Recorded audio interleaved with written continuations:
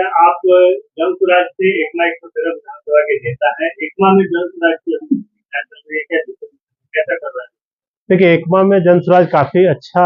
एकमा में जो लोगों के बीच जो है जनसुराज का काफी अच्छा प्रभाव है। और एकमा के लोग, जैसे बिहार परिवर्तन की बात हो रही है, पूरे बिहार में बदलाव की बात हो रही है, उसमें एकमा के लोग बढ़ चढ़ के हिस्सा ले रहे हैं।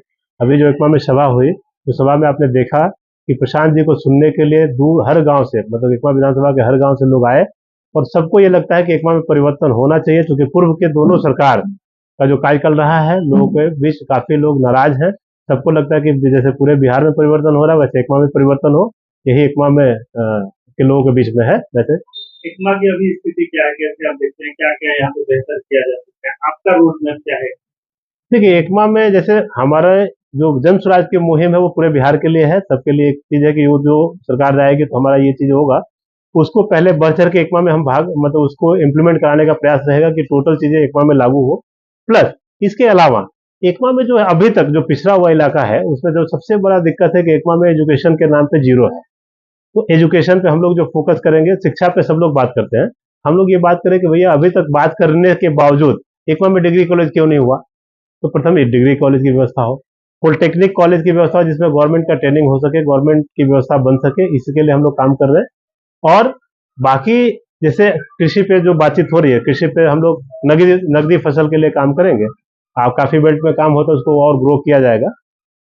स्पोर्ट्स के नाम पे जो खेल कूद का जो है ग्राउंड है, उसमें हम लोग देखते हैं कि नए बच्चे शाम के टाइम खेलने का उनको ग्राउंड नहीं मिलता है ही नहीं, ग्राउंड के नाम पे जीरो है। तो हमारा प्रयास रहेगा कि हर पंचायत स्तर पे एक खेल का ग्राउंड बने, और दोनों जो हमारा जो ब्लॉक है, दोनों ब्लॉक में एक स्टेडियम का निर्माण हो, ताकि बच्चों को अच्छा खेलने की सुविधा हो सके।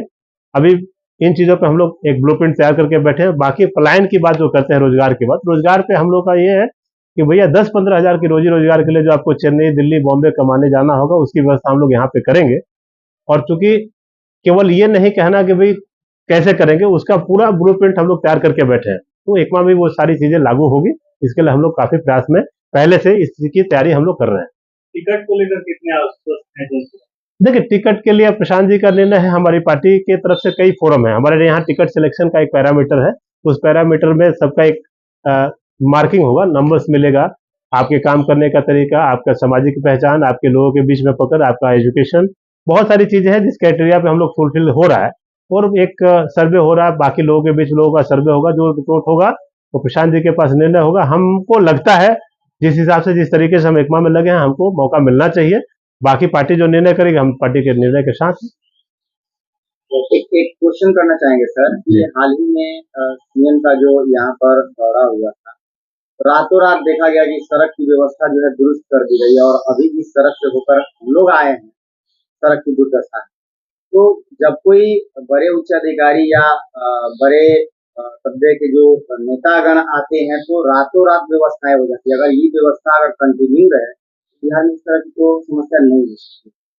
देखिए, सबसे बड़ी बात है कि जो बिहार के जो मेन मुखिया हैं, कहना नहीं चाहिए लेकिन वो सबको पता है, सर्वविदित है कि अभी उनकी जो स्थिति है क्या है।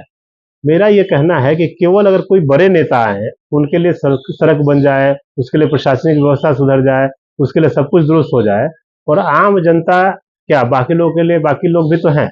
तो मेरा ये कंसर्न रहा है कि जो व्यवस्था परिवर्तन की जो बात हम लोग कर रहे हैं, जन स्वराज जो मुहिम ला रहा है, जन स्वराज यही बोल रहा है कि भैया अगर आपके यहाँ जो पैटर्न है, अभी तक आपने जो काम नहीं किया, वो काम हम लोग करने जा रहे हैं। हम ये चाहते हैं कि भाई सड़क की जो बदहाल स्थिति है, सड़क की बदहाल स्थिति नहीं होनी चाहिए। शिक्षा की स्थिति जो गड़बड़ है वो ठीक होनी चाहिए। लेकिन हम लोग क्या करते हैं, अभी हमारे यहाँ क्या है, एक वीआईपी कल्चर है। वीआईपी कल्चर हम खत्म करना चाहते हैं। आपने प्रशांत जी को देखा होगा, कभी वीआईपी चीजों पे वो बहुत विश्वास नहीं करते। वीआईपी कल्चर है कि मुख्यमंत्री जाएंगे तो रोड बनेगा, मुख्यमंत्री चले जाएंगे तो रोड खत्म हो जाएगा। जिस हरियाली योजना के लिए लोग आए और वहां पे इतना खर्चा, करोड़ों खर्च हुआ, आप जाके आज उसका वीडियो बनाए तो वहां पे उसका कुछ भी नहीं दिखने वाला।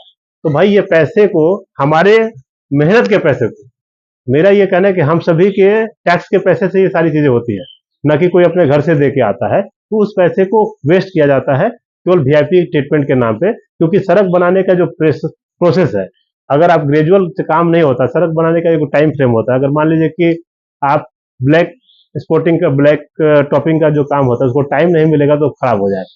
तो कल मुख्यमंत्री का आगमन होगा, आज रात में सड़क बन जाएगी तो 3 दिन के बाद सड़क फिर से गायब हो जाएगी, मुख्यमंत्री आगे जाएंगे पीछे से सड़क आपकी चली जाएगी।